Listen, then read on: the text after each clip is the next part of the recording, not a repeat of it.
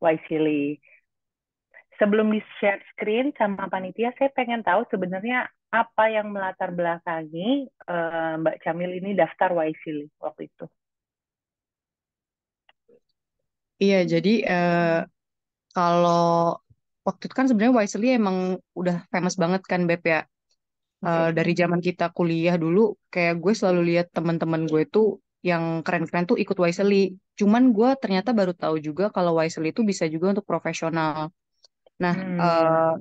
yang tadinya kan Wisely itu yang gue tahu cuma untuk mahasiswa tuh, ternyata bisa juga di profesional. Nah, karena gue ngerasa setiap budaya, setiap negara itu pasti punya hal-hal baik yang bikin mereka bisa tetap menjalankan fungsinya dengan baik. Nah, dan belajar dari berbagai budaya itu bagus untuk kita juga dalam mencari inspirasi gitu loh. Gimana sih cara praktek baik itu bisa kita terapkan juga di Indonesia. Nah, itu sih yang bikin gue akhirnya ngerasa pas Wisely buka nih, gue harus banget daftar nih gitu. Gue pengen banget belajar Oke. tentang di sana Jadi gimana.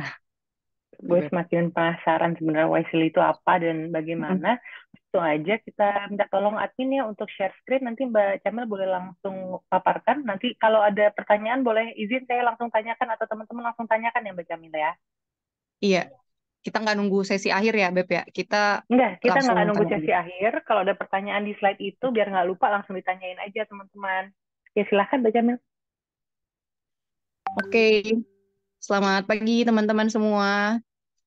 eh ini gue mau cerita dulu tentang Wisely Professional Fellowship ya di awal ya. Jadi program Wisely ini intinya beasiswa dari negara Amerika. Dia itu bikin kita bisa ngerasain kantor di sana selama 1,5 bulan. Jadi dia bikin kita ditaruh di tempat-tempat yang memang relate sama kerjaan kita. Kalau kalau kita nih aparat pengadilan, nanti kita juga insya Allah ditaruhnya di pengadilan meskipun memang kadang-kadang nggak mesti mirip banget. Kadang ada juga misalnya yang dia DPR-nya Indonesia, terus ditaruhnya di DPRD di sana, tapi tetap ada relationnya. Nah, seleksinya dibuka untuk usia-usia 25 tahun sampai 35 tahun. Makanya sekarang kalau ada informasi-informasi ini pasti akan saya sebarkan ke grup-grup angkatan kita plus juga APP karena memang targeted usianya angkatan kita. Nah, selain 1,5 bulan ngerasain environment kerja di sana, kita juga dapat virtual course nih di leadership skill yang menurut menurut gue ini worth it banget juga setiap ilmunya gitu loh. Jadi mungkin kalau kita nganggapnya virtual course nggak penting, tapi ternyata materi itu sebagus itu sih. Jadi combo banget nih si Wisely ini nge-provide hal baik, nggak cuma di pas kita placement di sana, tapi juga virtual course-nya worth it banget. Coba tolong next. Sam, itu kan Yep. tadi ada syaratnya yang 25 sampai 35 tahunnya. Dan mostly eh, di umur-umur segitu tuh udah pernah nikah dan punya anak. Not Mm-mm. including me. Nah, Iya. itu untuk teman-teman yang sudah menikah dan punya anak masih boleh daftar untuk fellowship ini? Boleh banget. Dia kan nggak ini ya, dia kan nggak membedakan hal itu kan. Nanti mungkin akan gue bahas juga, Beb. Kalau itu tuh, kalau ada sampai syarat yang mensyarat kayak gitu tuh, namanya syarat diskriminatif tuh. Nanti tapi itu di Oh, I materi kita ya. see. Ya, Oke, cuman boleh paling selanjutnya. memang bener, Beb. Kalau terutama untuk perempuan yang punya anak, ini tuh jadi hal yang bikin mikir-mikir banget. Kemarin kan waktu gue Challenge share ini, ya. iya, waktu gue share ini di grup, banyak tuh yang japri. Nah, banyak juga yang concern masalah bayinya. Kan gue juga kemarin pas ikut ini, gue ninggalin anak gue nih umur 2,5 tahun ke nyokap Hmm. gue. Hmm. Cuman alhamdulillahnya nggak ada masalah sama sekali ketika kita udah sounding sama anak kita gitu loh dari dulu gitu.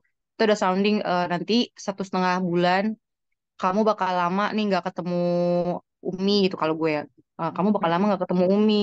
Nanti kita bisanya video call soalnya Umi lagi di Amerika. Terus gue juga sounding Amerika itu apa, Amerika itu jauh gitu. Alhamdulillah banget nggak ada sama sekali problem gitu selama gue tinggal Oke, sih. nggak ada Cuman kendala ya. cuman biasanya memang yang berat tuh ibunya. Anaknya sih happy happy aja. Oh, iya iya Iya. iya, oke. Hmm. apalagi ya Beb ya paling yang perlu dibahas ya. Paling ini ya mengenai izin ya.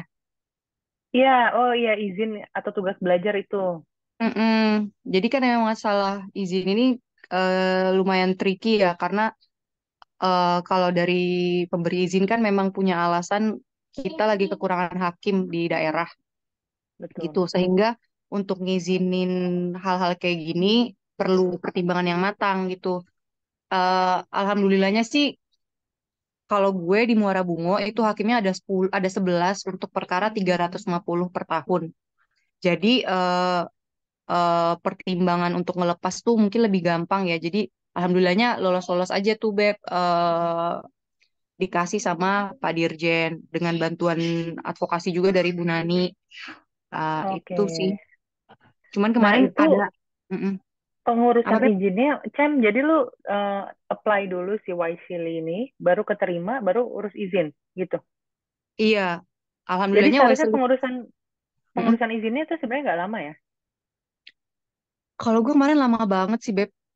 Jadi gue tuh Hmm. udah ngajuin suratnya dari Januari, tapi baru keluar H-1 gue terbang. Oh, lo ini juga deg-degan juga sebenarnya ya? Iya, gue deg-degan banget. Cuman emang ini ya waktu gue mau apply Wesley ini gue udah secara informal ngabarin Pak Bambang, Pak Dirjen untuk izin Pak boleh nggak ya ikut ini gitu. Dan beliau bilangnya fine nggak apa-apa kok gitu. Iya, mungkin puji Tuhan, tapi di tengah kesibukannya masih bisa keluar itu izin ya, Cem ya. Iya, alhamdulillahnya gitu. Oke, oke. Iya. Nanti kalau ada pertanyaan kita sampaikan lagi selanjutnya. Oke, ini jadi sekarang lagi buka, baru banget buka kemarin nih si Wisely dan deadline-nya Oktober 17. Gue sangat berharap banyak teman-teman yang apply dan juga kalau memang mau konsul esai atau mau nanya-nanya bisa banget langsung reach out ke gue. Gitu sih paling Beb. Lu nggak mau apply Itu Beb? untuk, aduh pengen sih, Cem. Waduh, Nah, itu kenapa? karena Amerika tuh mimpi gue banget sejujurnya nih tuh background gue kan. Iya, Cem, iya. tapi itu kan salah satu syaratnya kayaknya tuh harus ada rekomendasi dari pimpinan begitu ya. Iya. Pimpinannya itu maksudnya KPN, KPP atau siapa Cem waktu itu?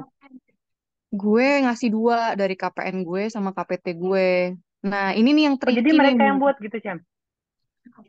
Ini tricky nih, Beb. Jadi Wisely ini nggak bisa kayak surat yang ditandatangani, tapi mereka harus ngisi di aplikasi. Itu yang repot. Dengan bahasa Inggris. Iya, Oh, begitu. Ya, ya, ya. jadi Agak ini ya, ngakalinnya, membutuhkan heeh, perjuangan. heeh. Ngakalinnya, gue jadinya Mm-mm. waktu itu kan KPT gue Pak Nugroho, Mm-mm. kan yang maksudnya eh sangat butuh bantuan lah untuk ngeklik-ngeklik aplikasinya. Nah, akhirnya waktu itu gue datang tuh ke Jambi untuk ngisiin si itunya. Sebenarnya nggak boleh sih, cuman beliau beliau yang ngedraft suratnya, ibaratnya bahasa Indonesia, terus gue translatein gitu. Oh, ya, ya, ya. Intinya pemikirannya tetap dari beliau, lo hanya melaksanakan teknisnya begitu ya. Iya, gitu sih. Oke, oke, oke. Oke, next deh. Nah, ini kan gue selama 1,5 bulan di sana itu banyak banget ya dapetin pelajaran ya tentang sentencing guidelines, recovery court. Recovery court tuh unik banget sih. Jadi gimana pengadilan sana tuh sangat membimbing pecandu. Jadi bukan dimasukin ke penjara, tapi benar-benar setiap 2 minggu sekali si hakim sama si psikolog, sama psikiater, sama dokter, sama bapas itu mereka rapat untuk memantau setiap pecandu yang mereka tanganin. Bahkan ya Beb ya, hakimnya itu bahkan sampai nanyain gini, kalian butuh apa untuk bisa kerja lagi gitu loh. Dibantuin, dibimbing banget supaya bisa dapat kerja lagi gitu. Itu yang bikin gue amazed sih di Capricorn. Hmm. Terus ada juga Itu yang penelan. nomor dua, Cem, ada sentencing guidelines. Maksudnya jadi sebelum menghukum udah ada ininya, berapa tahun Mm-mm. gitu. Atau gimana pengertiannya, Cem?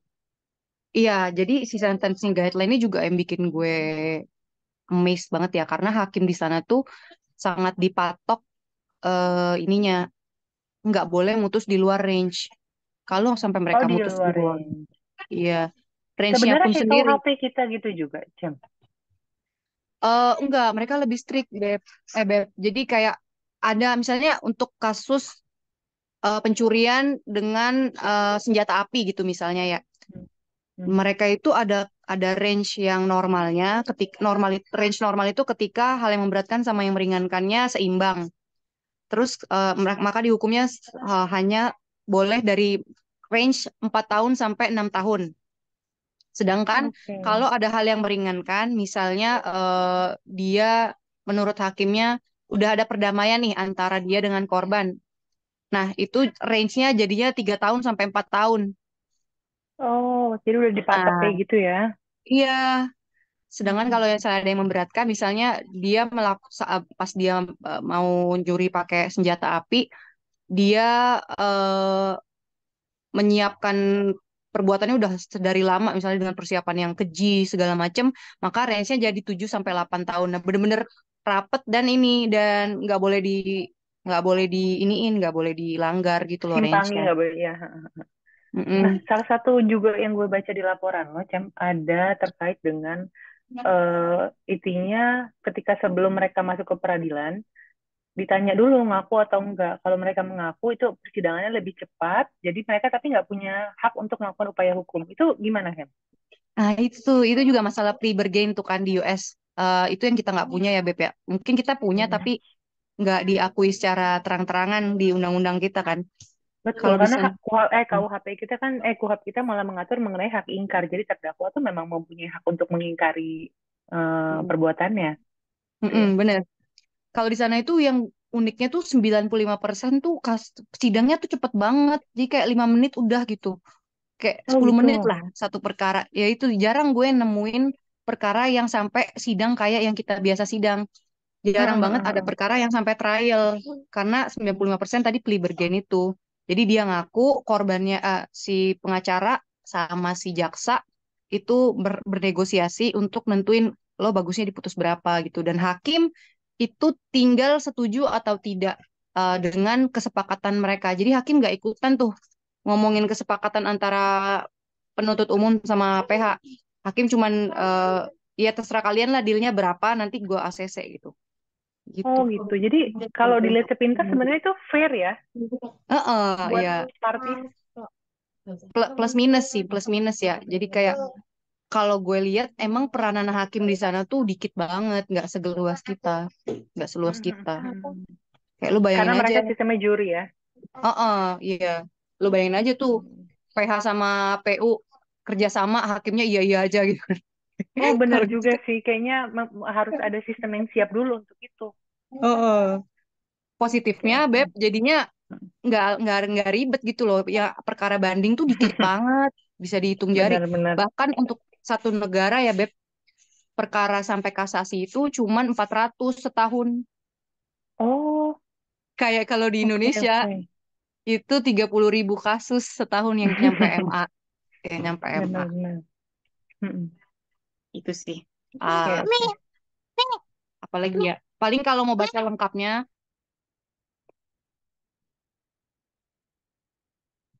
paling kalau mau baca lengkapnya ada di ini ya. Udah gue siapin linknya tuh Tiny URL laporan Tubal Wisely.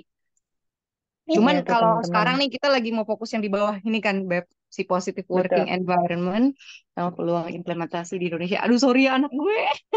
Nggak apa-apa. Halo. Terima, dihaloin. Oke,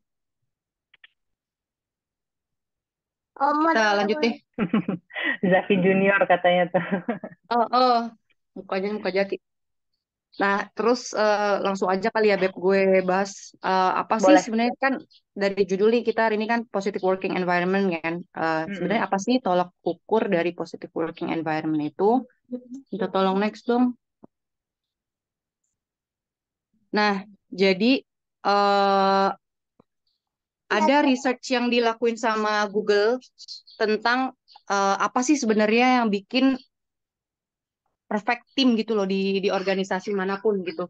Nah, ini tuh udah dilaksanain lama sama mereka dan ternyata kesimpulannya adalah ada di psychological safety.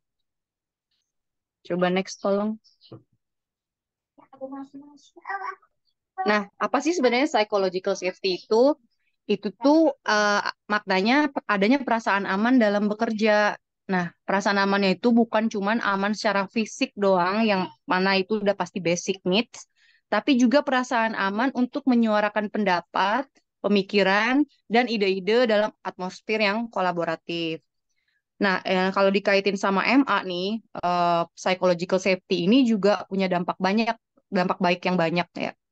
Misalnya, itu tuh menstimulasi beraninya hakim-hakim untuk membuat terobosan hukum yang lebih adil gitu loh menurut mereka.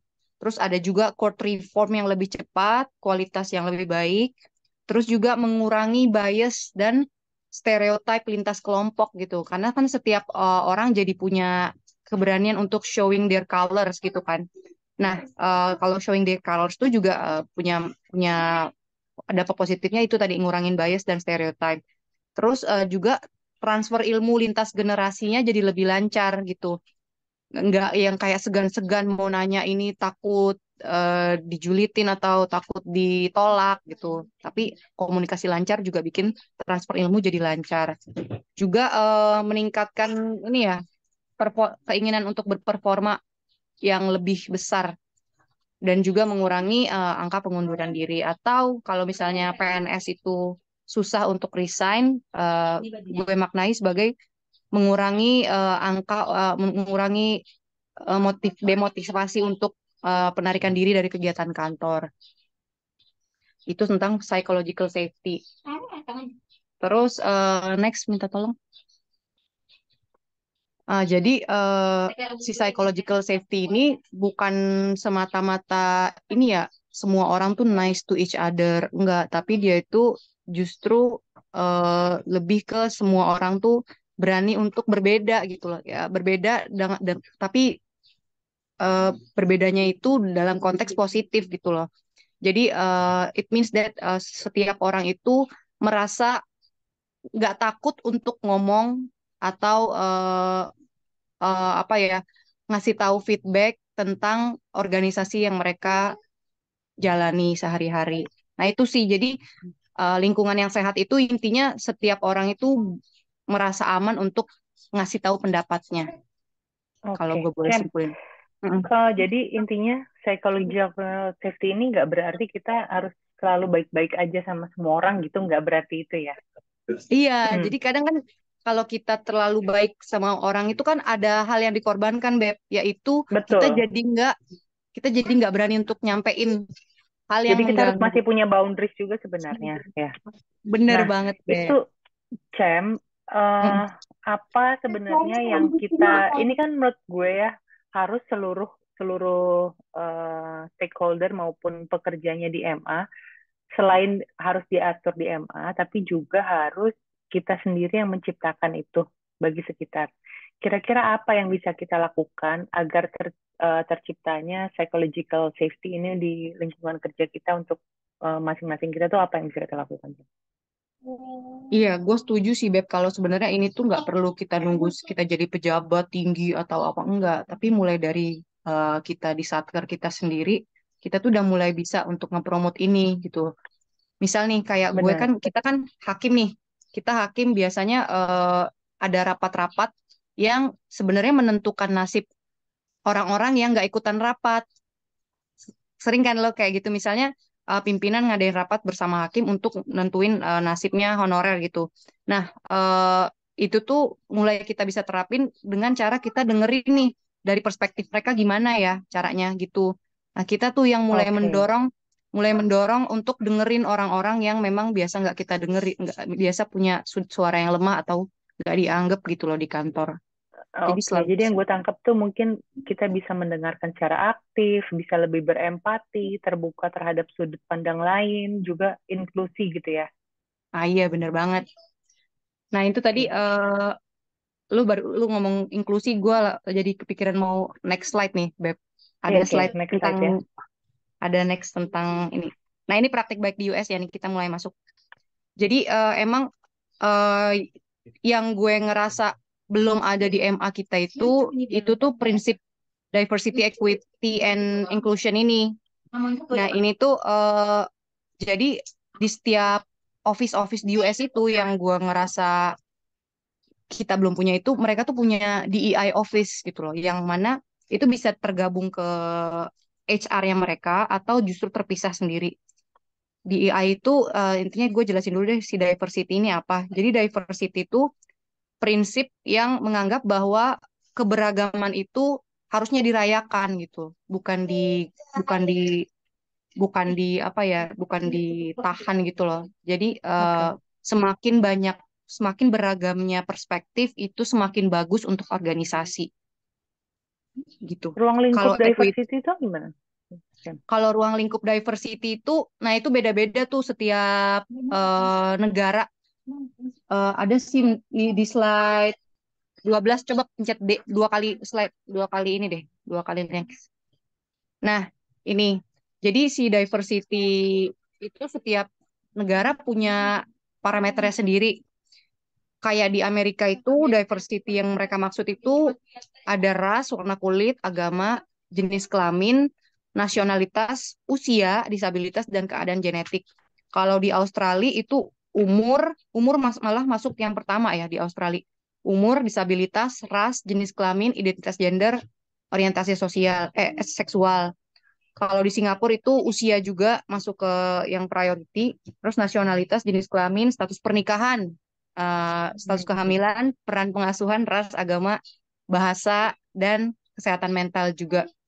Nah, kalau di Indonesia itu, ini yang menurut gue kita masih nggak ada undang-undangnya, Beb. Kalau di negara lain kan udah pada undang-undang, udah ada undang-undang ya. Di Indonesia itu Iya. yang baru dimasukin ke undang-undang itu cuman suku dan ras, gender, sama warna kulit, jenis kelamin, agama, pendapat politik ataupun asal kebangsaan dan asal sosial. Yang gue lihat diversity usia itu belum masuk tuh di kebijakan di Indonesia. Itu mungkin masih jadi PR nih untuk kita. Gitu Beb kalau diversity. Oke, Nangkep kan oke. Beb? Boleh. Nangkep gue. Oke. Boleh Oke. dilanjutkan yang tadi ya? Oke, sip. Balik lagi ke slide yang tadi dong. Nah, tadi ya diversity kan udah tuh. Terus equity itu artinya persamaan kesempatan. Jadi gimana supaya si organisasi itu tuh benar-benar menjamin persamaan itu bisa dinikmati oleh semua orang. Nah, persamaan itu nggak bisa dicapai dengan kebijakan yang netral. Justru perlu ada kebijakan-kebijakan yang eh, menjawab barrier kelompok tertentu yang kesulitan untuk mencapai posisi tertentu. Nah, itu si equity. Kalau si inklusif yang tadi lo bahas itu, Beb, itu lebih ke Mm-mm.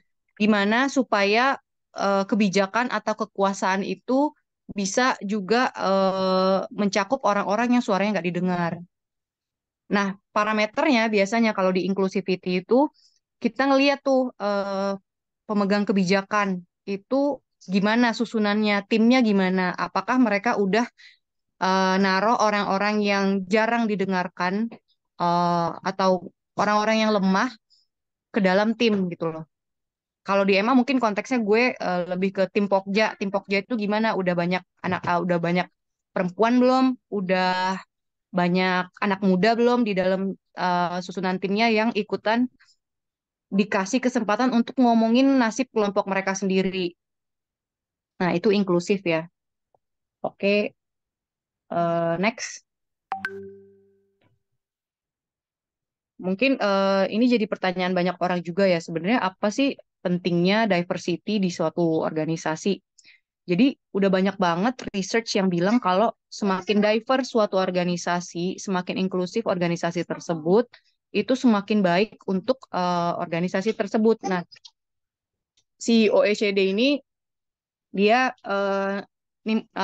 nyampein hasil research mereka ya, intinya keberagaman dan inklusivitas dapat berkontribusi juga pada kepercayaan publik, demokrasi, dan inovasi ketika pejabat publik merepresentasikan keberagaman masyarakatnya. Jadi kan kita kan emang di instansi publik ya, yang kita serve itu kan masyarakat.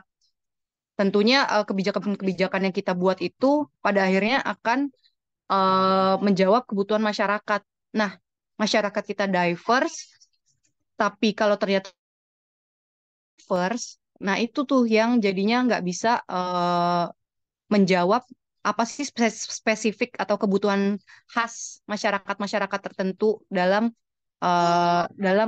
kebutuhan mereka yang perlu dijawab sama institusi publik. Nah, jadi intinya menurut si OECD ini keberagaman itu dapat meningkatkan kualitas pelayanan publik karena orang-orangnya mencerminkan kebutuhan khas kelompok minoritas. Itu, Beb. Oke. Oke, next ya. Ini yang tadi udah kita bahas ya. Nah, eh ini nih, Beb, yang tadi gue bilang ada kantor DEI. Jadi, Mm-mm.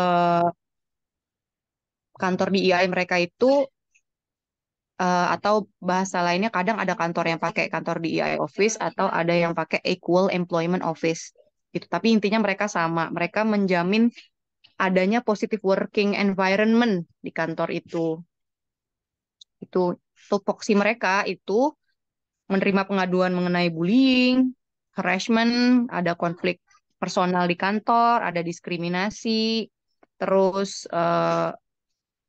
kalau misalnya ada pengaduan mengenai apa ketidakadilan dalam proses promosi itu mereka juga jadi orang yang jadi panitia yang menindak itu gitu. Nah, Baik. mereka Ini juga kalau punya. misalkan diterapkan di Indonesia, kira-kira ini per PN atau satu di pusat gitu ya, Cem? Nah, kalau di US itu mereka per negara bagian sih, Beb. Jadi mungkin kalau di Indonesia cocoknya kita per negara kali ya. Per negara ya? Karena butuh ini ya, kan kayak butuh hotline, butuh orang yang Mm-mm. mengevaluasi gitu. Atau digabungin sama HR Biro Kepegawaian juga kayaknya cocok kali Beb ya. Iya, iya. Ini gue juga agak berpikir nih, sebenarnya kalau di swasta masuknya ke HR ya. Iya, ya. Mhm. Dulu di gua kan dulu pernah di law firm ya. Tapi gua di law Mm-mm. firm gue sih nggak ada ya. Cuma di law firm temen gue dulu HR-nya tuh aktif banget kalau ada yang mulai bergosip aja Beb. Itu langsung ditindak. Mm-mm. Ih, keren Kan sih gosip kayak tuh gitu ya. iya kan. Kalau Iya, kalau kalau keren-keren kayak gitu. gue ngerasa pengadilan itu masih ini banget, apalagi di daerah kan Beb ya, budaya gosipnya tuh kental banget kan. Ya nggak sih? Jadi kita harus menindak diri kita sendiri. Jadi kita DEI bagi diri kita sendiri. Iya iya iya, seenggaknya Nah, ya seenggaknya gitu sih. Apa Beb? ini Cem, di poin terakhir ada tulisannya adanya kewajiban untuk membuat laporan dan terus mengevaluasi kesehatan lingkungan kerja di badan peradilan. Gue jadi teringat waktu kita dulu sempat belajar soal IFCE, Oh iya yang ya. roundtable itu, di Mm-mm. Singapura mereka punya lembaga terkait sama judicial wellness. Oh iya iya Jadi benar-benar. kalau ada yang stres-stres tuh ngadunya ke sana, nanti kayak ada semacam terapi gitu ya, atau psikolog. Nah, di AI ini apakah hanya untuk pengaduan apabila ada kekerasan atau diskriminasi di dunia kerja, atau mereka juga menangani kayak orang-orang yang stres gitu misalnya? Iya iya, setahu gue kan abis ngekepoin tuh mereka ngapain aja sih CDI Office itu. Jadi mereka tuh juga nge-provide eh ini konsultasi psikologis by phone. Itu Nah, jadi dibutuhkan banget sebenarnya ya. iya Beb, tapi itu lagi diperjuangin kok Beb. Iya, Eh, semoga segera lagi lah. sama BPHPI. Semoga kita Oke, bisa dapetin itu ya. amin, amin. Ini gue mau jelasin dikit deh si yang eh, tabel-tabel yang di sebelahnya ini. Jadi itu tuh laporan tahunan mereka untuk mengevaluasi apakah udah cukup keberagaman di kantor mereka. Jadi kalau di US itu kan emang mereka diskriminasi parah terkait dengan color ya. Karena mereka memang Oke, iya betul. melting pot gitu kan Beb. Jadi kayak semua negara tuh pada ke sono gitu. Nah, jadi yang jadi concern mereka banget tuh warna kulit gitu. Jadi reportnya mereka mostly memang tentang warna kulit dan gender. Kalau di kita, menurut gue sih, kita kayaknya nggak separah mereka dalam hal ras, ya kan? Bahkan Betul. ada riset, gue pernah baca waktu itu ada teman kita yang lagi S2 di Aussie ya, kita tuh rasisnya itu bukan terhadap warna kulit, tapi kita tuh rasisnya terhadap power, ngerti kan lo? Contohnya, Cek? Power itu dalam arti kuasa atau status ekonomi atau jabatan gitu. Oh.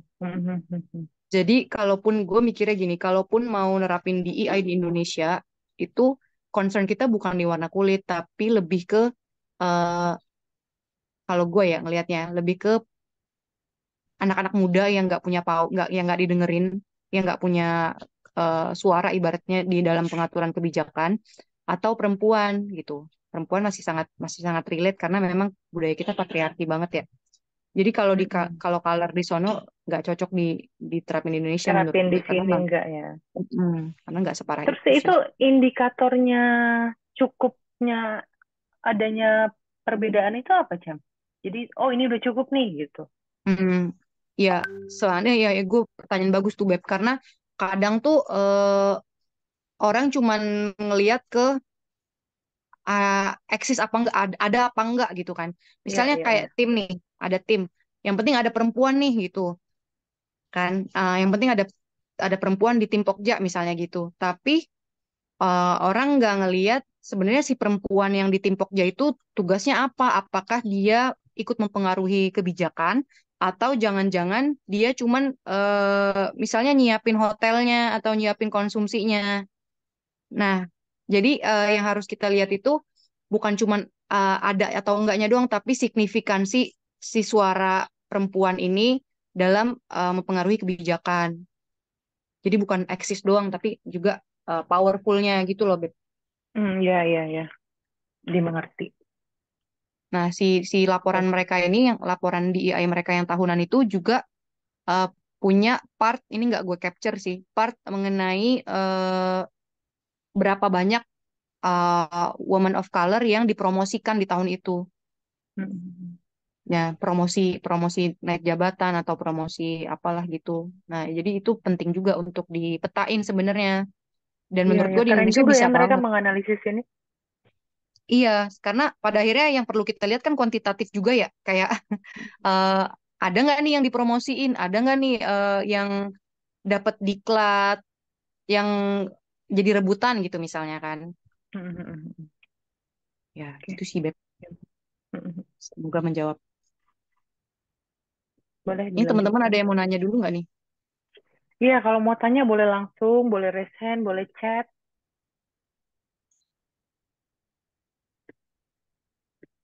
Oke, kayaknya belum ada ya. Kita next dulu deh. boleh.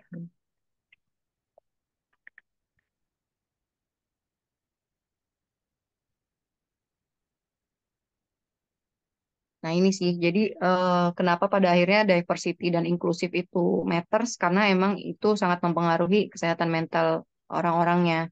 Kayak lu bayangin aja ya, kalau lu kerja terus suara lu nggak didengar sama sekali, terus lo juga nggak dapet kesempatan yang sama, terus lo juga dibully segala macem karena perbedaan yang lo alamin, itu pasti tentunya bikin lo jadi demot demot banget kan untuk kerja. Gitu.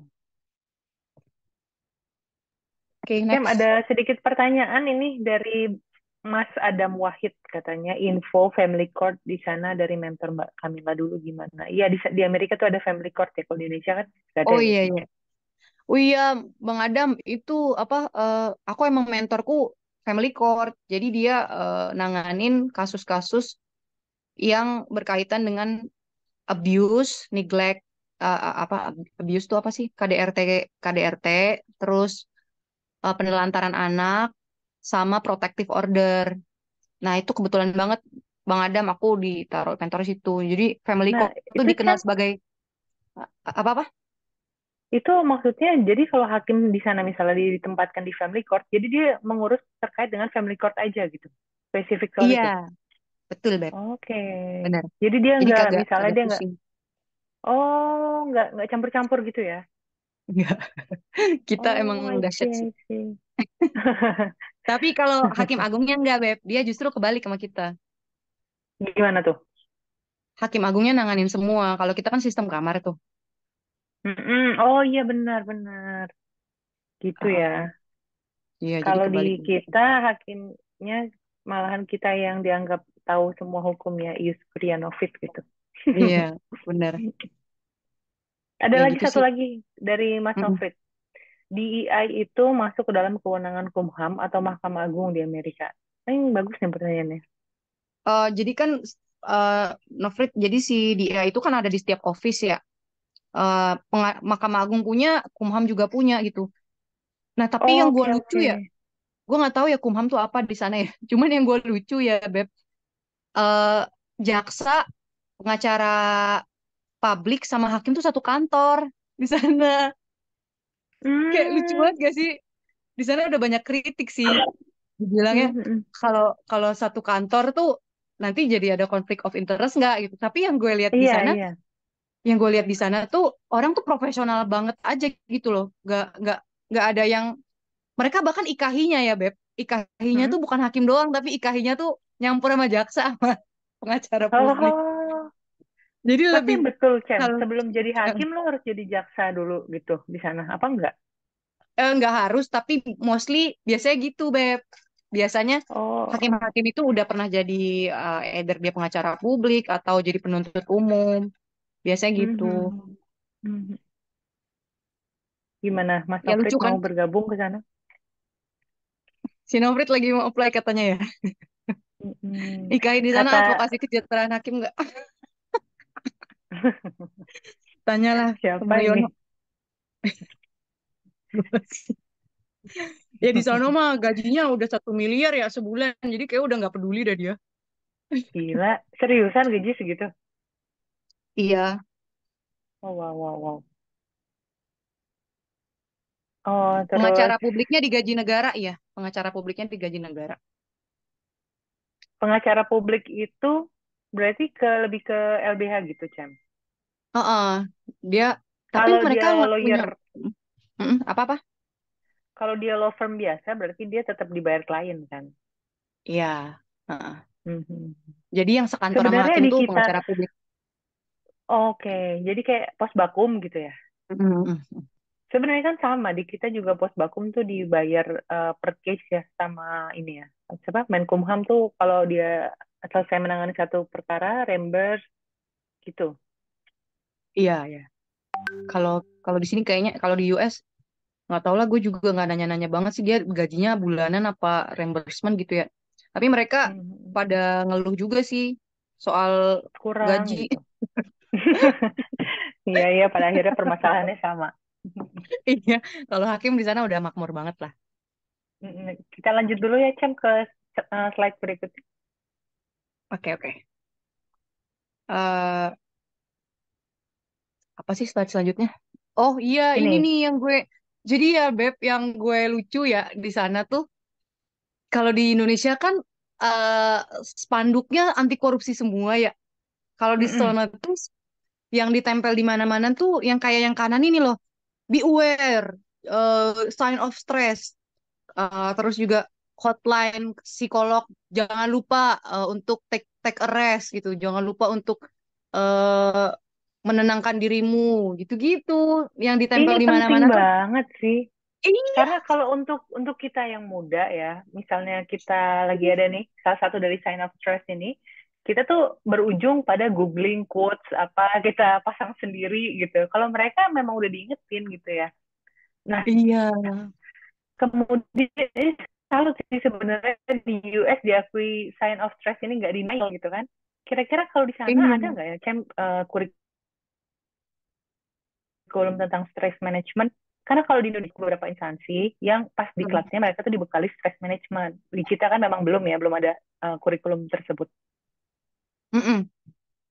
Ini sih ini juga sih Beb yang menurut gue jadinya konkret nih nggak ngawang-ngawang. Jadi mereka itu punya setiap diklat mereka itu ngewajibin ada kelas mengenai ini gitu loh, mengenai uh, well-being.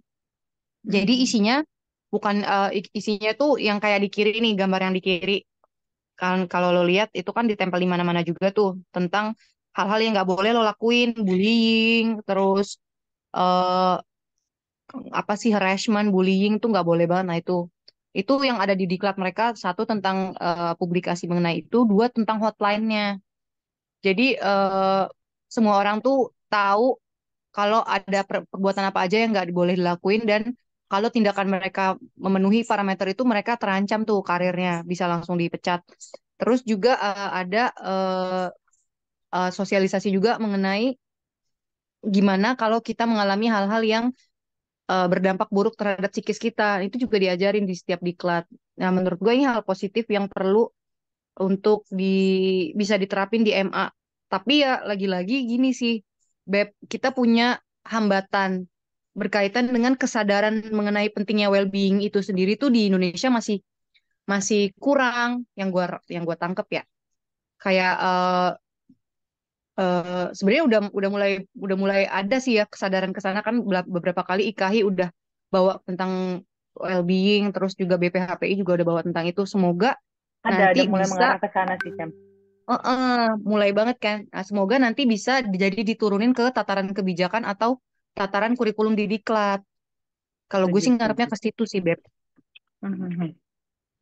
Nah, Terus ini ada pertanyaan, Cem. Sistem mm, rekrutmen dari Ibu Siti Salma mm-mm, Rumah Daul. Sistem rekrutmen hakim di sana tuh kayak gimana? Kalau setahuku yang di Australia ada syarat pernah jadi lawyer. Oh, tadi Cemil udah jawab ya. Jadi boleh mm-mm. jadi jaksa dulu, boleh jadi lawyer dulu, kemudian jadi hakim gitu. Tapi itu bukan satu kewajiban, Cem. Iya, bukan.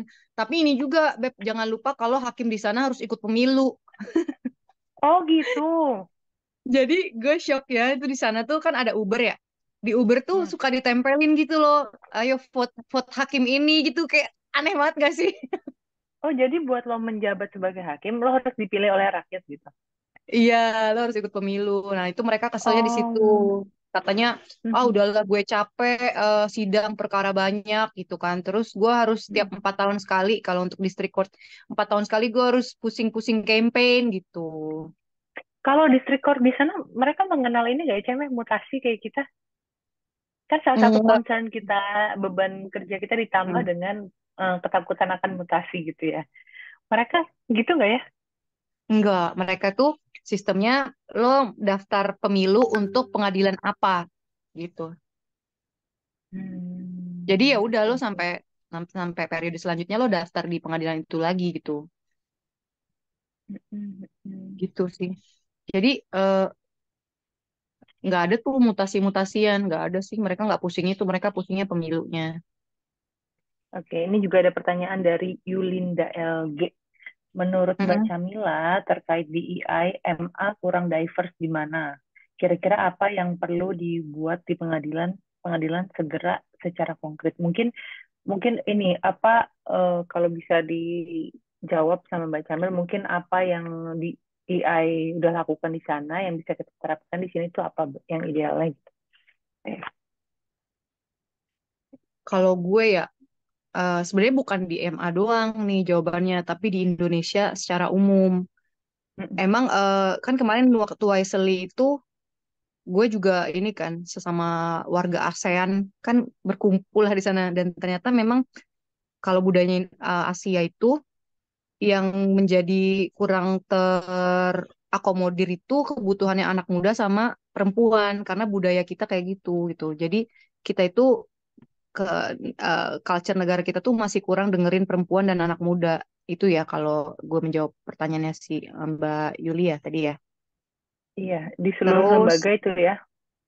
mm-mm, iya jadi nggak MA doang sebenarnya. Nah makanya Mm, tadi kalau menurutku yang konkret yang bisa kita lakukan di pengadilan kita ya tadi kita biasain budaya untuk kalau ada diverse menciptakan perbedaan psychological safety. pandangan. Iya benar, kita mulai aja lah dari diri kita sendiri. Toh kita kan Mantap. hakim ya, maksudnya sebenarnya kita punya power loh untuk bikin power, kita punya power untuk bikin working environment yang lebih baik. Mm, mm, mm, mm, mm. Mbak Yuli Terus mudah-mudahan ini menjawab ya. mm, selanjutnya ada pertanyaan dari Ibu Erina. Eh, di sana di Benar. Amerika ada mengalami masalah overcrowding di lapasnya nggak? Kalau iya, solusinya apa? Iya, kalau lihat di film-filmnya kan mereka kayaknya lapasnya bagus ya. Terus Bagus eh, banget, Beb. Sumpah. kayak ada aktivitas yang jelas gitu setiap harinya. Oh, pernah Jadi ke sana gue juga, Jam? gue tour di sana ada kali 4 jam gue tour karena lapasnya gede banget, canggih banget, terus lengkap lengkap banget. Nggak kayak kita gitu loh yang bisa Nah, mungkin ada yang kabur gitu kan. Gue nggak gede tahu ya banget, bagus ada. banget ya. Iya dia tuh kayak semua pintunya tuh yang pintu besi yang tebel banget terus cuma bisa dibuka pakai ada petugasnya yang bisa bukain gitu, nggak Oh yang bisa dibuka gitu. sendiri gitu. Terus Oke. juga di dalamnya ada rumah sakitnya, ada Mm-mm. kelas-kelas. Jadi waktu gue tour itu lagi pada banyak yang ngambil kelas AI, terus Wow. kelas, iya kan, seru kan, kayak eh, Kayak kelas apa mempersiapkan sih? mereka untuk pas keluar itu sih, Cem ya. Iya, kelas coding, ada kelas coding, terus ada kelas apa ya waktu itu ya, pokoknya banyak deh yang mana berguna banget. Ada kelas bahasa Inggris juga, jadi di sono kan banyak imigran ya. Mm-mm. Jadi ada kelas bahasa Inggrisnya juga itu, dan kelasnya tuh aktif gitulah jalan, dan nggak overcrowding. Nah, kenapa mereka bisa nggak overcrowding? Itu jadi gue ngerasa plea bargain mekanisme mereka tuh berdampak gede di sistem pemidana mereka. Jadi karena sistemnya plea bargain, pidana bersyarat mereka tuh sangat jalan. Kalau kita kan pidana bersyarat kita kan masih dikit banget ya. Kayak gue sendiri deh, gue Betul. jujur-jujuran aja deh. Pidana bersyarat gue cuma taruh ke anak gitu. Sejauh ini gue Mm-mm. cuma taruh ke anak dan ke pit C. Sisanya Mm-mm. gue penjara gitu. Nah di sono tuh enggak, penjara tuh untuk yang parah banget. Kalau sekedar Mm. misdemeanor atau jadi si plea bargain itu juga bisa nurunin dari felony ke misdemeanor gitu misalnya. Kan di sono kan sistemnya felony atau misdemeanor tuh. Ada Mm-mm. kelas-kelasnya gitu, Beb. Di report gue tuh kayaknya gue Mm. masukin tuh, bisa di-download. Jadi mereka sistemnya bisa, mereka sistemnya pidana bersyaratnya jalan banget, pidana kerja sosialnya jalan banget gitu. Waktu gue Oh volunteering, gitu. waktu gue volunteering di sana tuh Beb, banyak tuh terpidana yang lagi jalanin tugas kerjaan apa pidana kerja sosialnya. Mm-mm. Kayak ini ya, padahal mereka tuh hukumannya bisa sampai 100 tahun, 80 tahun, tapi nggak overcrowding tuh hebat sih. Iya, kalau yang untuk parah-parah gitu sih memang di penjara ya. Ya memang Mm-mm. mereka di penjara. Jadi penjaranya isinya bener-bener yang orang-orang parah banget gitu. Mhm. Mm-mm. Terus kalau hakim di sana, apakah masuk ke PNS juga atau gaji punya aturan sendiri? Ini dari Ibu Nabila di Oh BIM. enggak, mereka enggak masuk PNS. Enggak, mereka Oh, makanya per punya, 4 tahun itu mereka ikut pemilihan lagi gitu ya? iya, jadi mereka dianggapnya memang setara dengan DPR. Ya udah jalan sih mereka trias politikanya ya dalam memposisikan hakim. Mhm. Kalau kita kan masih ini ya, masih menjalankan sisa-sisa waktu zaman Orde Baru yang menganggap hakim itu adalah PNS kan. Waktu zaman kita masih Mhm. satu atap sama Kemenkumham. Nah, itu masih nempel tuh sama kita sampai sekarang masalah sistem penggajian kan. Kita masih pakai Mhm. kelas-kelasnya PNS. Iya, Itu kalau iya, di sana iya. enggak. Di sana enggak. Kemudian ada pertanyaan dari Rafael Maruli Tua Panggabean. Kak, spill dong strategi lawyer di sana atau buku-buku lawyer. Tapi itu nggak concern lo di sini ya, Cem ya? Iya, gue nggak nanya lagi sama mereka. Iya, oke. Terus ada Coba dari tapi Raja Jawa. apa tuh Raja Jawa bilang apa? Hakim di sana boleh nggak bersuara di sosial media atau kanal lainnya tentang isu problematika sosial keadilan dan mengkritik pemerintah? Oh, bentar ya. Eh, ini gue tanya ini ke siapa? Ke bawasnya mereka gimana mengenai eh ke gimana mengenai peraturan hakim di sana boleh speak up apa enggak tentang isu sosial. Jadi di sana itu intinya hakim tuh memang nggak boleh sebebas itu untuk ngomong karena hakim itu selalu diharapkan untuk imparsial Oke, dalam make sense. eh, dalam bekerja kan. Misalnya nih, kayak waktu itu kan ada kasus si George Floyd itu loh yang mati di tangan polisi. Itu kan Mhm. sebenarnya sebagai alumni hukum pasti lo pengen banget kan speak up tentang itu kan. Tapi kan Iya, masalahnya kasus itu nanti akan masuk tuh ke pengadilan lu. Nah, akan masuk ke iya. pengadilan lu dan eh, orang jadi tahu si pihak polisi ini udah tahu oh nih hakimnya udah punya bias terhadap profesi polisi gitu. Jadi udah nggak berlaku lagi presumption of Eh, innocence buat eh, itu juga ya? iya, jadi bias itu kalau di sono tuh bawasnya itu bukan nanganin kasus korupsi gitu, Beb. Jarang banget kasus korupsi atau suap. Jadi Oke. mostly pengaduan mereka itu tentang bias. Oke, jadi juga kalau misalnya kita udah speak up di ini, di sana, di media sosial, udah Mm-mm. kebaca, oh kita udah memastikan orang bersalah gitu ya, Iya, tanpa kita jadi menyidangkan. benar. Jadi Hmm, kurang lebih tetap sama nggak lah boleh. kayak di Indonesia. Iya, iya. Iya, itu gue Oke, rasa ini dari praktek internasional. Dari mana? dari Pak Dokter Jethatri Darmawan. Berarti nggak ada hakim karir ya di sana. Terus mengenai syarat menjadi hakim tingkat banding atau hakim agung, apa juga melalui pemilu? Iya, Bang Jeta. Jadi kayak kemarin tuh hakim yang salah satu hakim yang mentorin gue juga, dia itu dari uh, high court, dia pengen jadi hakim Supreme Court. Astagfirullahaladzim, sumpah. Jadi dia pemilu lagi. Gitu. Gitu. Makanya jangan jangan heran kalau di US itu hakimnya tuh sangat-sangat social person gitu, Beb. Kalau kita kan Mm-mm. harus jadi ini kan, ibaratnya kayak silent court, nggak boleh Iya, banyak iya. temen, nggak boleh banyak temen. Kagak di sono hakimnya kayak seleb. Ih, gue pengen Karena mereka nunjukin deh harus IG. pemilu. Iya, benar-benar. Gue pengen nunjukin Iya IG ya. hakim ini deh. Coba kalian buka deh hakim mentor gue Judge Ashley. Dia tuh ikutan festival lah, ikutan pakai bikini Hah? di Oh iya, mana-mana boleh di gitu. sana ya. Iya, santai banget karena emang mereka jabatannya politis ya. Jadi kayak Mm-mm. itu sih. Kalau kata Mas Adlan nih, kalau di sana ada Mm. mekanisme untuk menyeimbangkan antara afirmasi positif dan meti- meritokrasi nggak? Atau karena secara umum performance sudah tinggi, maka nggak jadi masalah lagi? Hmm, afirmasi positif tuh kayak gimana sih? Oh, afirmasi ini eh ini ya maksudnya ada syarat tertentu supaya misalnya 30% gitu ya. Ya, Dilan, Mekanisme coba halo untuk Dilan Mbak ngomong Dilan, Kamila. gue nggak ngerti Dilan. Apa Dilan? Iya, sorry gini.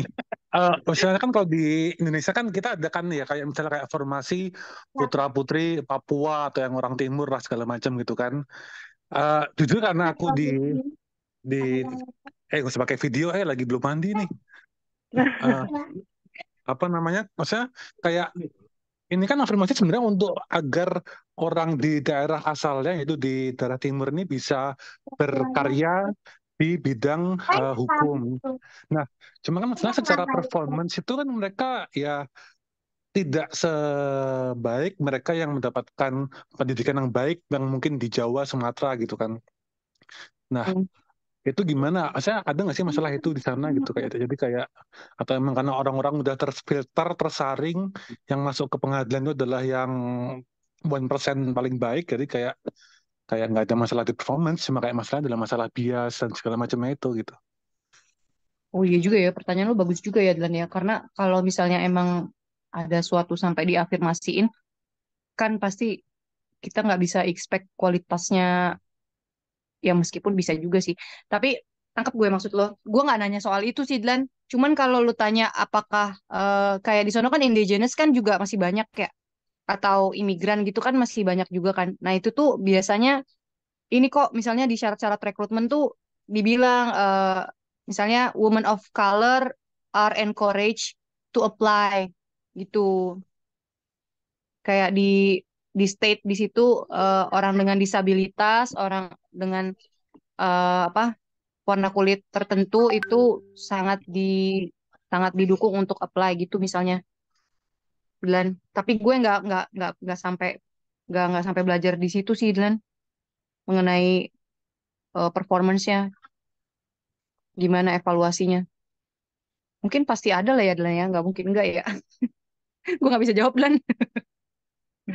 Oke, oke, thank you, thank you. Oke, kita lanjut dulu ke materi selanjutnya, nanti sembari dibahas pertanyaan-pertanyaan selanjutnya. Oke oke. Apa ya gue selanjutnya ngomongin apa ya? Lo next dong Beb. Tolong next dong. Itu personal monolog, Chan. Oh iya ya, ini sama sih kayak aturan-aturannya. Jadi intinya mereka tuh kan sistemnya punya setiap lo abis lulus lulus jabatan, lo dikasih personel manual book gitu.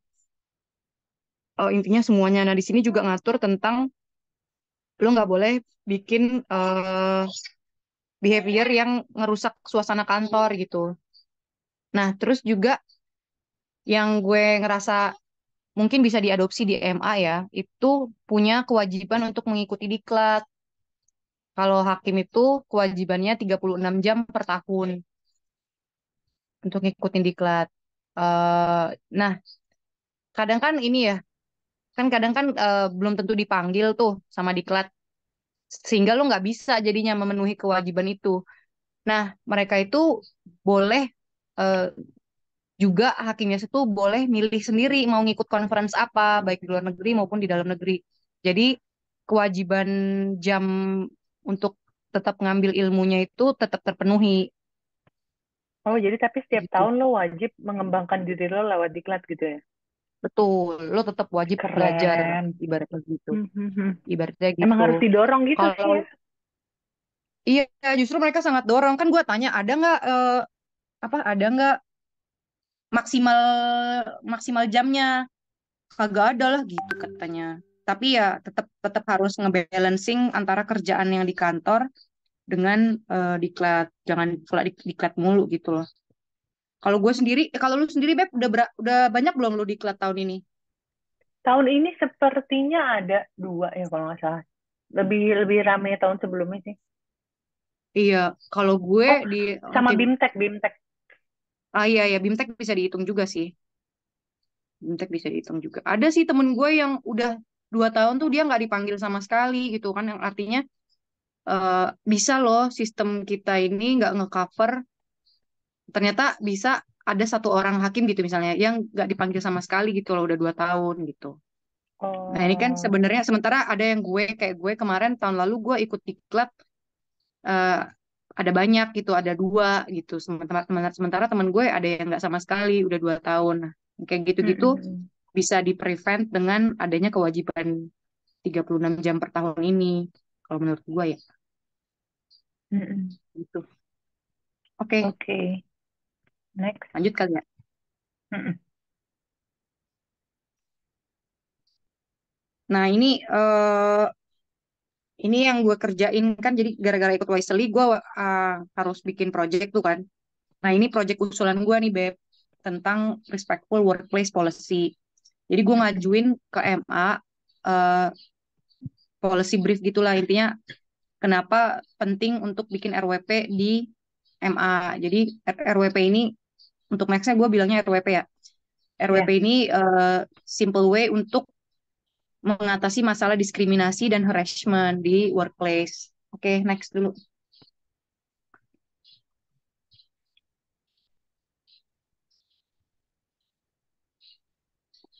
Nah, ini ya. Jadi intinya RWP itu pedoman untuk lo gimana cara berinteraksi sehari-hari yang bebas dari diskriminasi, pengucilan, pelecehan, pembatasan, perundungan, dan berbagai bentuk kekerasan lainnya yang intinya mengganggu masalah martabat dan harga diri setiap individu.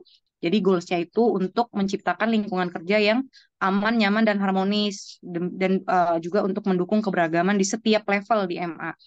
Jadi respect yang di RWP ini nggak dimaknai dangkal cuman sebagai berbicara sopan gitu atau conflict avoidance, tapi juga penghargaan secara utuh dari setiap keunikan manusia gitu dan kontribusinya yang dapat dinikmati oleh kantor. Hal ini juga berarti dengan mengadopsi RWP itu institusi juga mengakomodir kebutuhan khas yang mungkin muncul dari kelompok tertentu.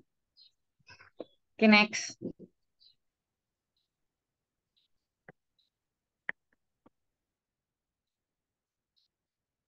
Nah, jadi si RWP ini tuh emang kaitannya erat banget sama keadilan gender. MA ini kan udah bagus banget ya kalau ketimbang APH yang lain ya. MA itu yang paling progresif soal gender. Kita udah punya Perma nomor 3 tahun 2017 tentang pedoman mengadili perkara perempuan berhadapan dengan hukum. Kita bahkan juga udah punya BPHPI gitu loh, Badan Perhimpunan Hakim Perempuan Indonesia yang kalau gue denger tuh dari ceritanya Bu Nani itu sangat didukung sama pimpinan MA gitu loh. yang artinya kita komitmen kita terhadap kesetaraan gender tuh gede banget di MA.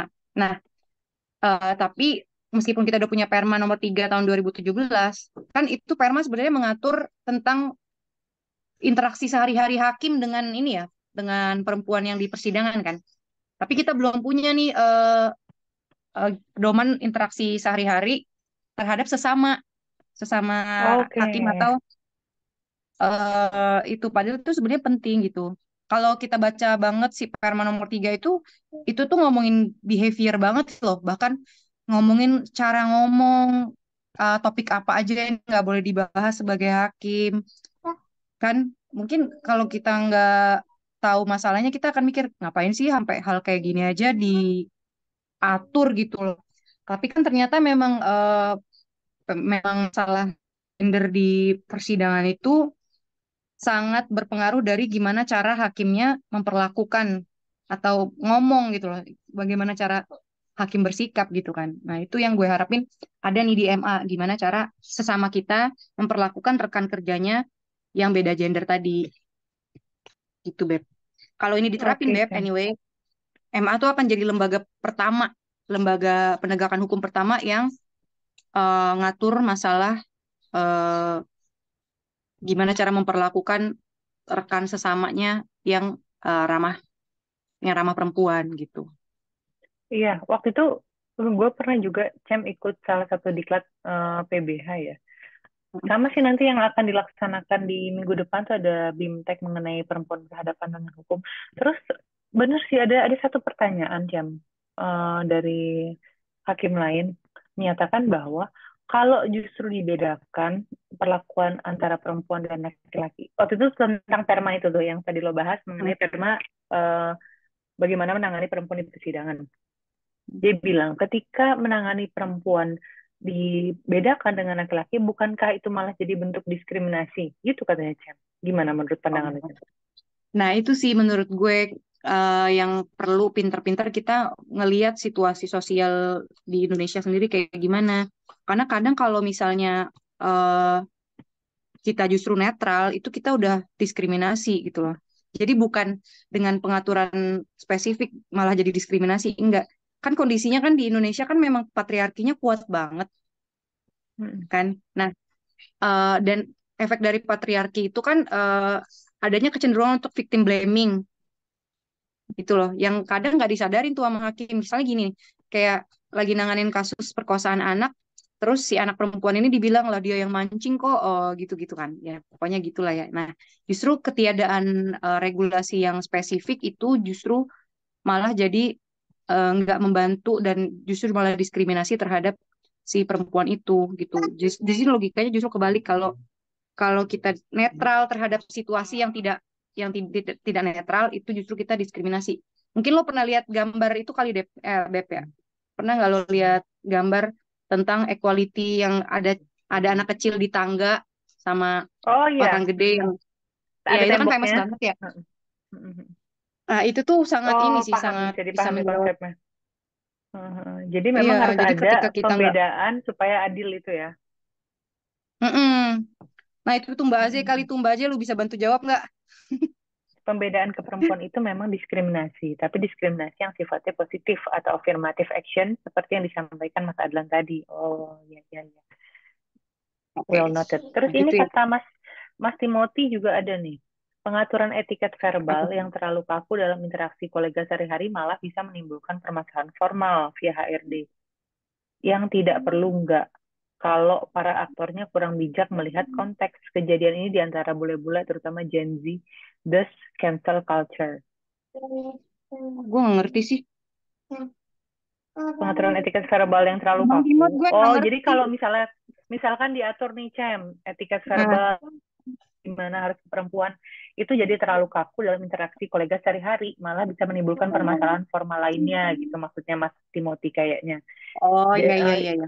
jadi para aktor yang kurang bijak melihat konteks itu eh itu kalau konteksnya aktor-aktor di situ tuh kurang bijak melihatnya. Kan Mas Timothy ini sempat kuliah di Belanda juga ya. Jadi kejadian ini di antara para bule-bule terutama Gen Z. Makanya ada cancel culture gitu.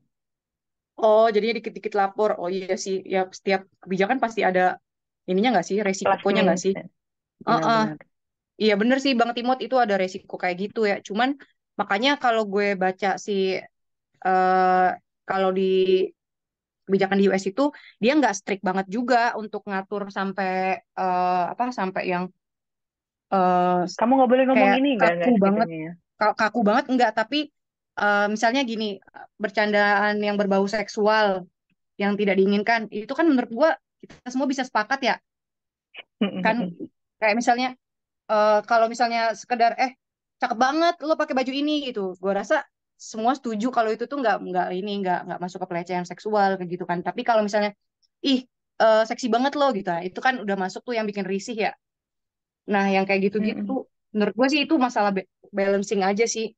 Harusnya nanti bisa dijawab dengan bikin kebijakan yang nggak terlalu kaku juga gitu. Iya, iya. Aduh, bisa. Sampai kita coba ke sana. Sampai coba ke Oke, sana. boleh Aduh gitu Bang selanjutnya, Timur. Cem. Oke. Oke, next deh. Next dulu. Ini what we have and what we don't have. Oh iya, what we have. Jadi kita sebenarnya kita udah punya kode etik profesi hakim sama SK tentang aturan perilaku. Cuman kalau kita lihat deh itu si SK aturan perilaku itu tuh masih general banget dan nggak ngecover kebutuhan perempuan gitu. Dan nggak ngecover juga realita daily problem yang kita alamin kan. Kayak bullying tuh masih banyak loh Beb sebenarnya. Pelecehan yang ringan-ringan itu masih banyak. Nah, itu tuh nggak di cover sama si aturan perilaku pegawai ini. Coba next Iya. deh, gue ngusulin ini nih.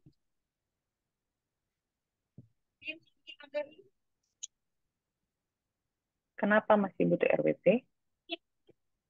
Nah, ini nih, kenapa sih kita masih butuh? Karena tadi yang gue bilang ya, jadi banyak sexual advance harassment atau pelecehan ringan yang buat cewek tuh ganggu banget.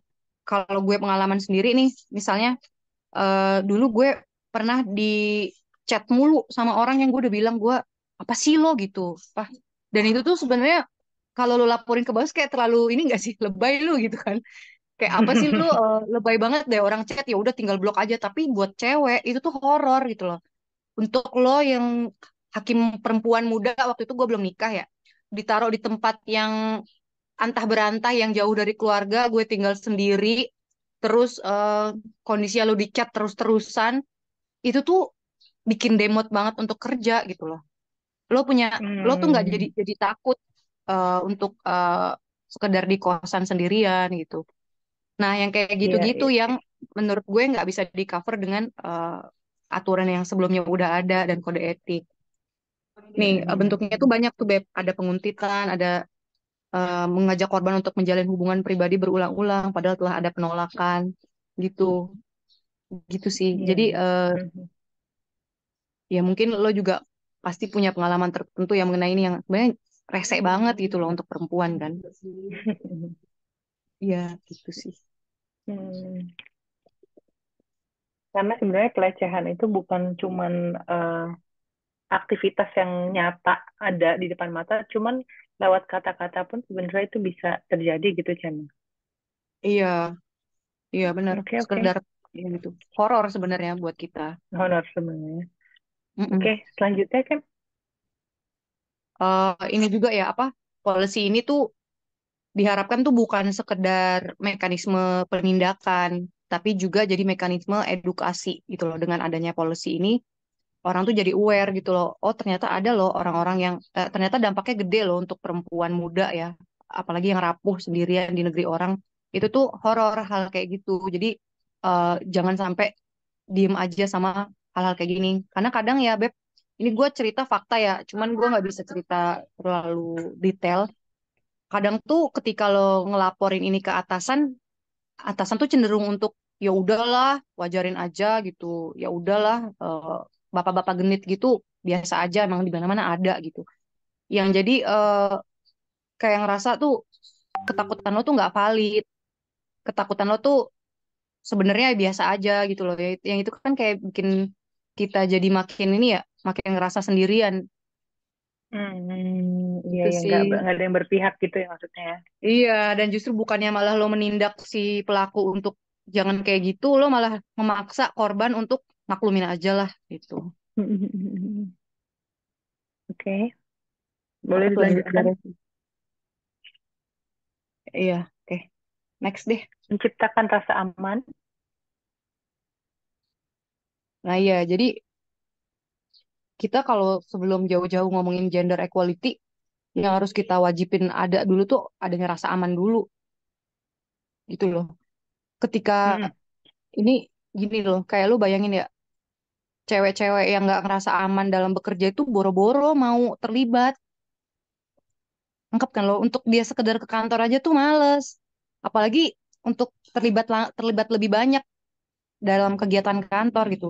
Ya sama juga kita ngomongin di MA gitu. Misalnya untuk terlibat lebih dalam dengan kondisi yang nggak menghargai dia sebagai perempuan atau adanya pelecehan-pelecehan yang kecil tadi itu tuh bikin orang jadi nggak mau gitu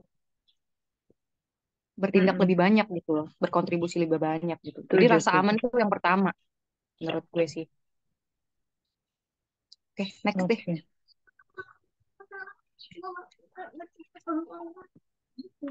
Oh ya ini. Jadi Beb, gue emes banget nih Mm-mm. sama si BUMN karena dia udah nerapin RWP duluan. Eh dia apa? Dia bikin RWP itu. Jadi mereka itu kan punya serikat di BUMN ya. Mm-mm. Nah, gue itu diceritain kakak gue tentang perjuangan mereka untuk akhirnya ngegolin RWP. Karena ternyata mereka banyak tuh sexual advanced harassment yang mana yang tipis-tipis tadi loh yang gue ceritain. Nah, karena adanya ibaratnya BPHPI-nya mereka, itu mereka bisa ngegolin si RWP ini. Gitu. Jadi Oke. di dalam RWP mereka itu udah ada mekanisme pelaporan yang aman dan udah ada juga hotline konsultasi yang bantu mereka untuk ngatasin masalah-masalah personal, hubungan personal di kantor mereka. Jadi Yang udah intinya diterapin di bosnya sana di BUMN udah ya, Cem? udah Beb, udah mereka Oke. udah nerapin Semoga itu kita dari tahun segera ya. 2000. Iya, hopefully kita segera. Mhm. Coba deh next deh. Ini yang menurut gue lebih amazed lagi. Nah, yang gue senang banget tuh, kayaknya emang si BUMN ini mereka tuh udah nerapin DEI itu dalam konteks Indonesia yang bikin kita lebih mudah untuk tinggal belajar aja dari mereka gitu kan, bukan dari luar negeri ujuk-ujuk yang gak sesuai Mhm. dengan budaya kita. Si BUMN ini udah masukin program prioritasnya, yaitu keterwakilan perempuan dan anak muda gitu.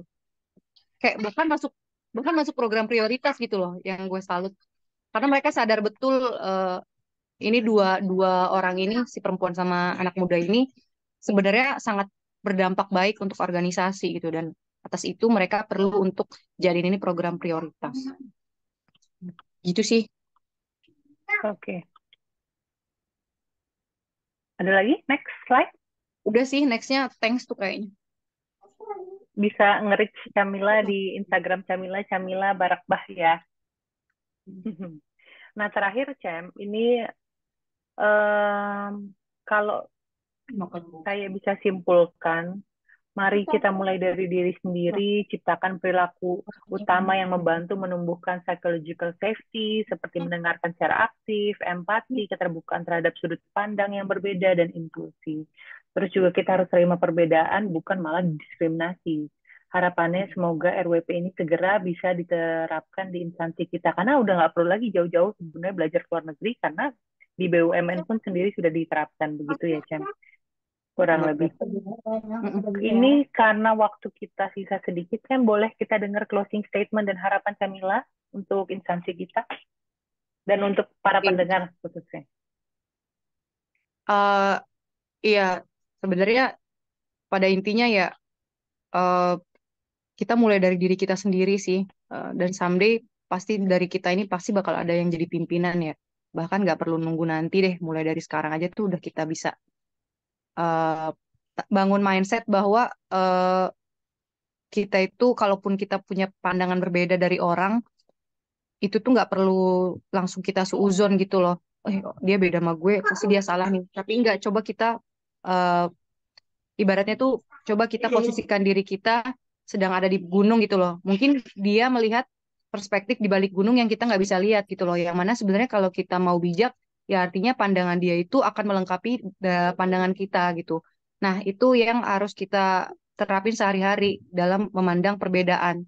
Jadi, dan juga gue berharapnya gini, kita mulai dari kita sekarang nih, kita udah harus lebih, apa ya, sensitif terhadap orang-orang yang nggak pernah didengar. Itu kayak kita mulai peka deh sama sekeliling kita, siapa sih orang-orang yang nggak pernah didengar, yang sebenarnya punya kebutuhan tapi mereka nggak bisa speak up tentang itu. Nah, itu kita harus sensitif sama itu dan kita harus bantu mengenai itu sih. Yang pada akhirnya itu Oke. berdampak untuk lingkungan kerja yang positif. Gitu sih, Beb. Oke, walaupun kita judge, tapi kita no judge ke pendapat orang lain begitu ya, Cem ya. Nah, tapi ini juga satu yang gue lupa, Cem. Ini kan salah satu tadi ada soal menceritakan Wisely ya. Nah, sebenarnya biar teman-teman di sini yang mendengar, yang hadir ikut tertarik sama mendaftarkan itu, sebenarnya sekarang benefit yang paling lo rasakan ketika setelah ikut Wisely ini apa, Cem? Eh, Ya kalau kagak bohong sih ya pengalaman lah ya. Maksudnya gue jujur-jujur aja, pengalaman lo ngerasain eh court di sana kayak apa itu dahsyat banget buat gue sih, Beb. Gila sih kayak itu sih menurut gue pengalaman di sana tuh udah wow banget. Sisanya Aduh, ya paling menarik banget. connection terus juga grants. Kalau ini kan kayak gue mau project ini, kalau emang gue disetujui nanti gue bisa dikasih funding tuh supaya projectnya jalan. Oh gitu. Itu sih. Iya, tapi memang untuk project Oke, doang ya oke. kagak ada yang bisa gue nikmatin juga. Iya, maksud gue impact-nya tuh bukan cuma ke lo, ternyata ke banyak orang gitu, Cem, dari program yang udah diambil ini. Harapannya Bener. semoga banyak teman-teman yang bisa mendaftar supaya impact-nya boleh juga dirasakan lebih banyak lagi dan lebih luas lagi gitu ya, Cem. Iya, iya, betul. Jangan lupa lo juga Kira-kira ada daftar. lagi? Mohon bimbingannya ya, Cem. Iya, iya, pasti. Eh, Nggak ada yang ada cukup lagi sih yang gue. mau disampaikan, Cem? Cukup sih gue. Cukup ya, terima kasih Mm-mm. banyak Camilla udah meluangkan waktunya di Sabtu pagi, padahal ada keluarga, kita udah boleh mendengar banyak pengalaman Camilla di US. Harapannya semoga teman-teman di sini juga banyak yang join program tersebut sehingga bisa memberikan impact seperti yang Camilla sudah berikan ke kita, pengetahuan mengenai RWP dan hal-hal yang membawa dampak positif ke pekerjaan kita. Terima kasih, Camilla. Mohon maaf, teman-teman, kalau ada salah-salah kata, saya kembalikan ke panitia.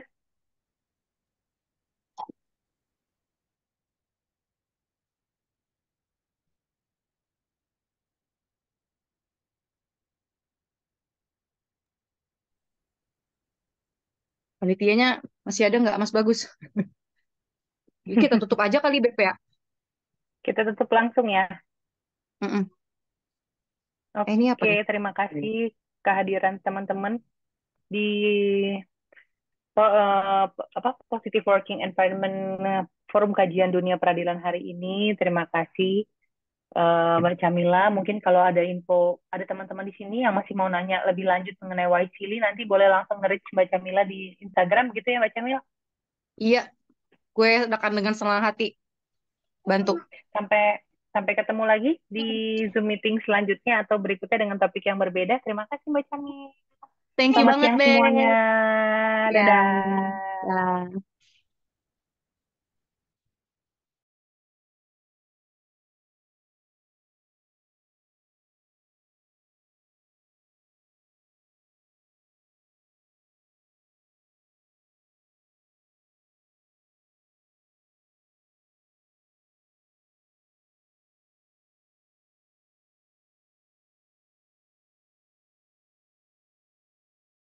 Lari pergi tanpa kata, mengapa sudut mata hafal rupanya. Lupa bahwa lupakan nyata mudah, tapi itu senyuman yang ku suka. Sepertinya sama, tatapan jas matanya masih yang lama. Kau ajak bicara, seketika kembali ku jatuh cinta. Siapa